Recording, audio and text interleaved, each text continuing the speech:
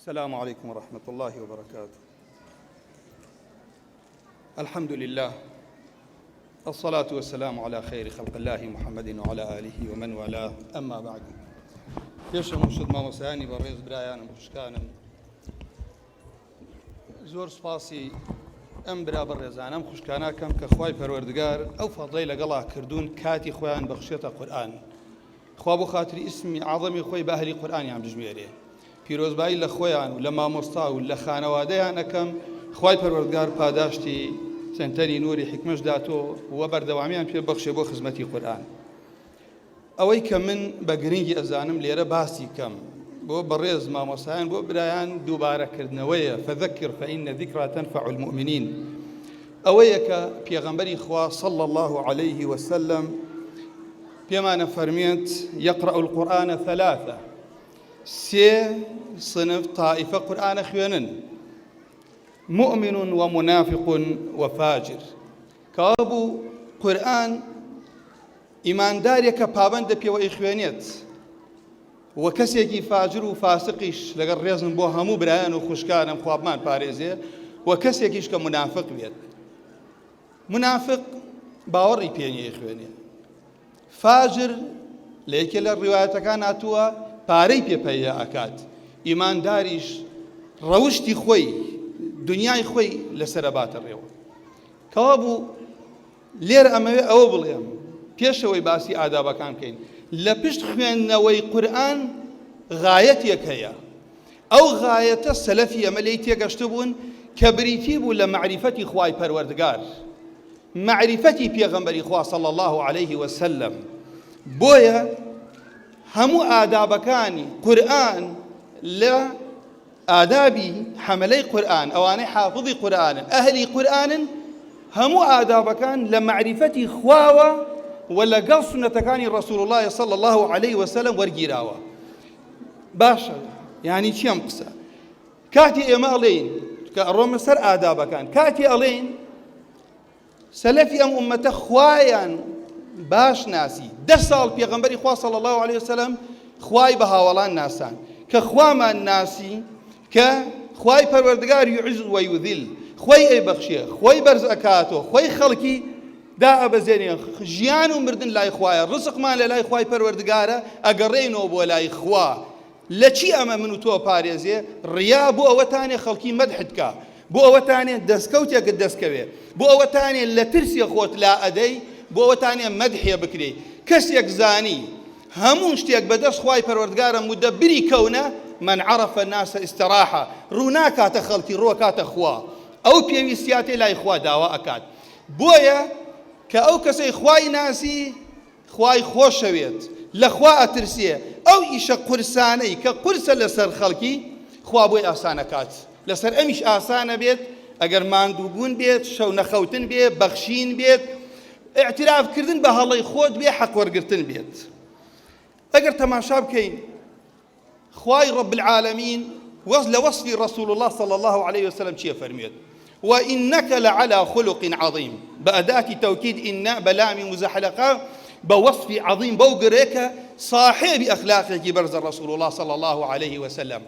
أزان العلماء فرمون أما معناي شي؟ معناي واي الرسول الله صلى الله عليه وسلم آدابي لقرآن ورقرتوها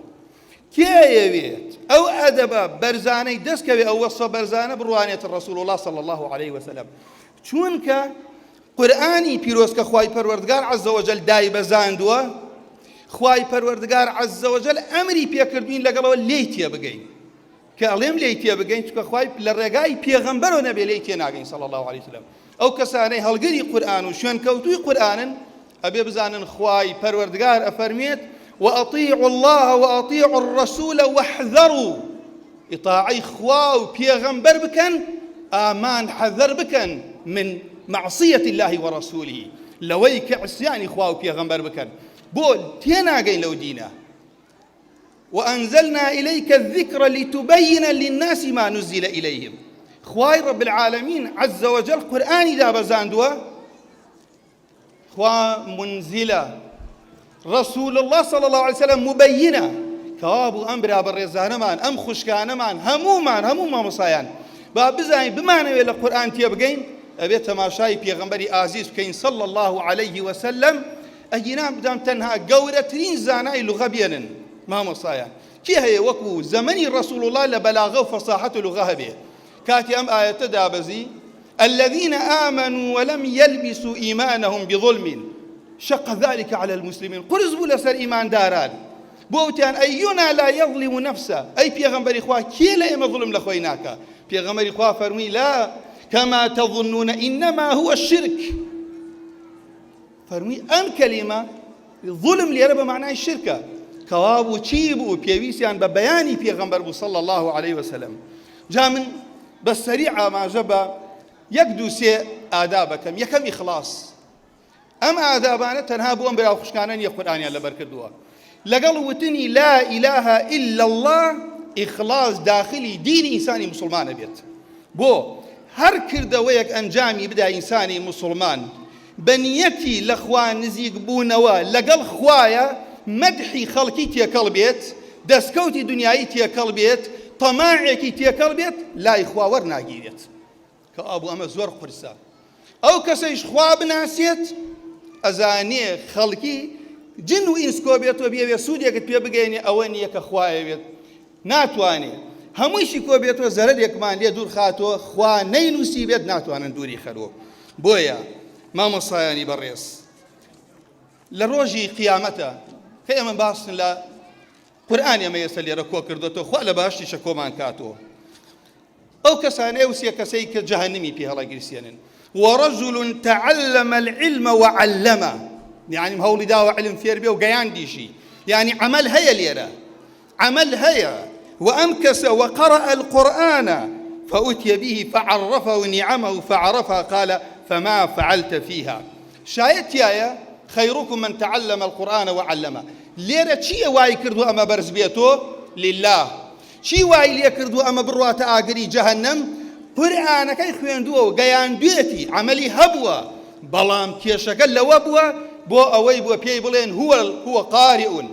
پێی بڵێن هو عالم پێیان وت خوای گەورە فەرمیە کەذەبت خوا پەنامان بدات ڕاستت نەکرد پاداشتەکەت لە دنیا وەرگرت جا ئەمە بۆ هەر هەمومانە لێرە من لەطیفەیەکی عەقیدی هەیە حەزەکەم ئیشارەتی پێ بکەم خەڵکانی ئەڵێ فڵان دکتۆر کاکە زۆر خزمەتی خەڵکی کردووە با نوێژی نەکرد بێ احتیمالە خوای گەورە لێی خۆش بێ ئەوانەی کە مسلمان نین و چاکاکەن لە دنیا پاداش وەرەگرن ئەمانە مسلمانن سەدەقەیان کردووە جیهادیان کردووە قورئانیان گەیاندووە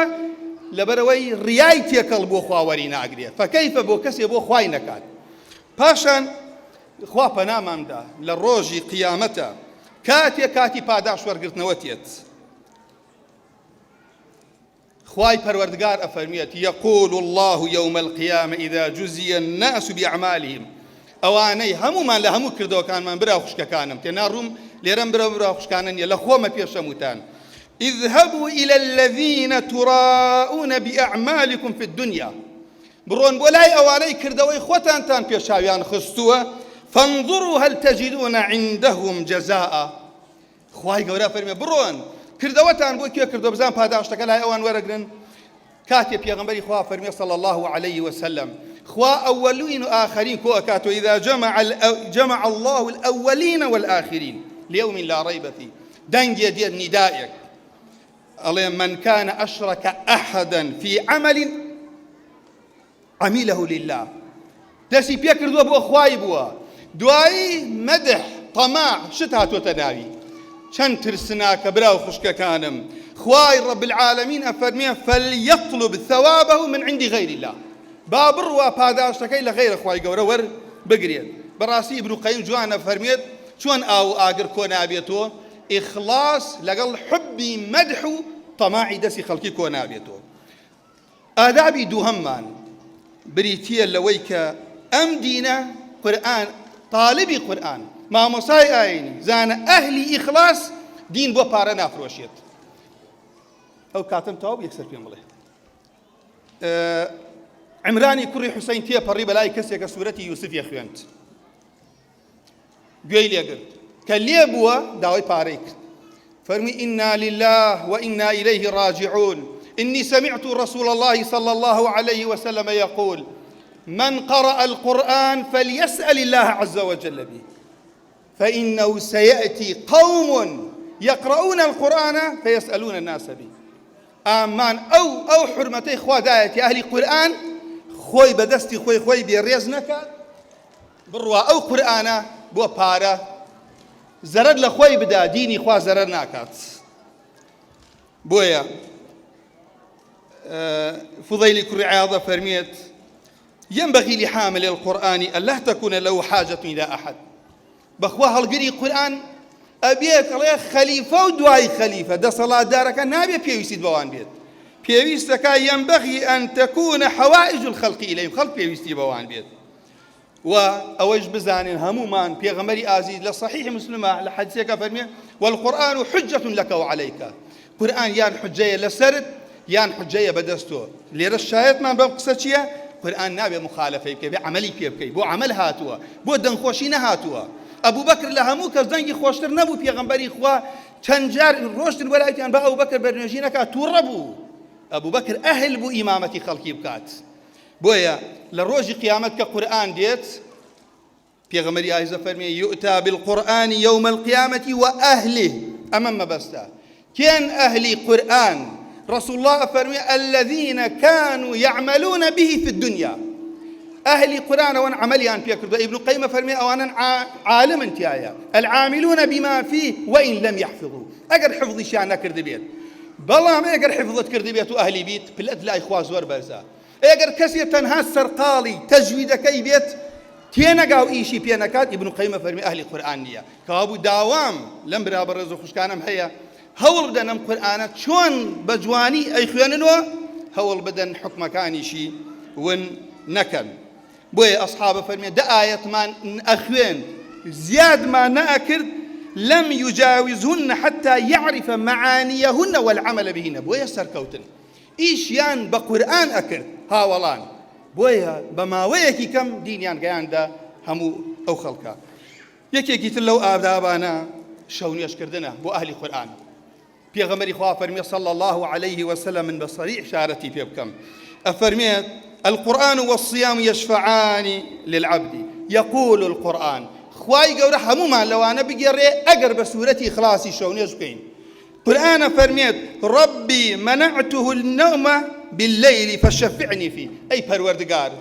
خوم لي قدغة كردوا دي تكام قبول كبو أمكسا. وفي غمر يازده فرميه قال لا حسد إلا في اثنتين رجل آتاه الله القرآن فهو يقوم به آناء الليل. كسي خواي پروردگار ريزي لي قرتوا قرآني بيا بخشيوا بشيك لكاتكاني شو بي زندو أكاتوا. يكي كلو آدابانا أو تانية إنساني هالقري قرآن نابي مجلسي وكو مجلسي خلقي كبير لله لعب تيكاليو لغوة وكو خلق بيت أولا بركمي كاتك نارم للسري باشان خواپنا مامدا إمامي حسني بصري أفرمي أصناف قرآن سيبشن باش يكيان قرآن يان كردو تبيشة بو دنيا باش يكيان خويان يان توشي كبر كردو بسر خلقه لدى صلاة داركان باري بيور أقرن أفرمي أمانة حروفكاني جوان خوانن بلام أحكامكاني عند وراندوا باش يكيشان قرآن كان الشفاء بۆ نەخۆشەکانی دڵیان وایان لێت لە خوا ئەترسن خوا بەوانە ئەم دینە سەرخات خوای گەورە هەمومان لەوانە بگێڕێت. و خاڵی ما قبل ئەخیرم ئەمە لێرە بۆ ئەم برا بەڕێزانە ئەم خوشکانە بۆ خۆم بۆ ئێوەی کە گوێگرن بۆ مامۆسانی ئاینی جوانیان فەرموو عولەما ئەفەرمون ئادابی ئەهلی قورئان ئەوە تانێ عليكم بالقرآن. عبد الله كري عمر فرمي لي جراوته عبد الله كري عمريش عليكم بالقرآن فتعلموا قرآن في أربن دسي في وبقرن بلام وعلموه أبناءكم من على كانت حيث ما مصايق آيني لدرو السرقالي عائلي خلقي بيه دعوتي كشي خلقي بكا كري خلقي بكا شو آموش قاري كا من على كي خوي نيوش نكات من على كي خوي نيتم مزقود كشكاي خوي بوشاكاكي شرعي نبيت كركاي خوي التزامكي نبيه هجر هولي لقلا بدا وري نقريت أو ما مصاب أو دايكو باوكا عزريان هوليان داوة هدايت لا إخوايا بەڵام لە کەم تەرخەمیە بێ مانگی جارێدایە نەنا دەرزێکیان پێ بڵێتەوە فێریان نەکا لە مناڵیەوە ئەوە تاوانبارن کەوا بوو هەڵگری قورئانە بێ ئاگای لە عائیلەی خۆی بێت. وأخيرا آخر قسەی من ئەوە تانێ عەبدوڵای کوڕی عەمر ئەم فەرموودە لە صحیحی بوخاریە هاتووە هاتە خزمەتی ڕەسوول الله صلی الله عليه وسلم پێغەمبەری خوا فەرمی اقرأ القرآن في شهر قرآن لما وي مانجك بخوينا كي بيغمبري إخوة أطيق أكثر توانام زياتر للرواية إن بي قوة زياتر بيغمبري إخوة بوي كم كرت تاقشت چن بيغمبري إخوة فرموي اقرأه في 3 لسير روجة ختمية بك ليرة ذانا چن جوانيان فرموه أو كساني كزور لقى القرآن أي خوان حزيان لما ناي للتفسيري طبعا زور نزيقون لقرآن نشاني زور خوشويسي خوايا أواني كزور لقرآن ونزيقن بس روجي دجوز زياتر نخوانا شوك الرسول الله فرميه لا يفقه من قرأ القرآن في أقل من 3 فرم ديكي صحيح لقرآن تيناقا كوابو تيقشتني ضروري أو كسي لدروش كمتر قرآن ختم كا أجر إيميش كامان لقرآن ودورين مجال مان كما بحسابي خومان كاتمان نية سرقالين في غمر فرمي اقرأ القرآن في شهر بوي عندي العلماء فرمركز اللي مانجيك ختمي قرآن نكات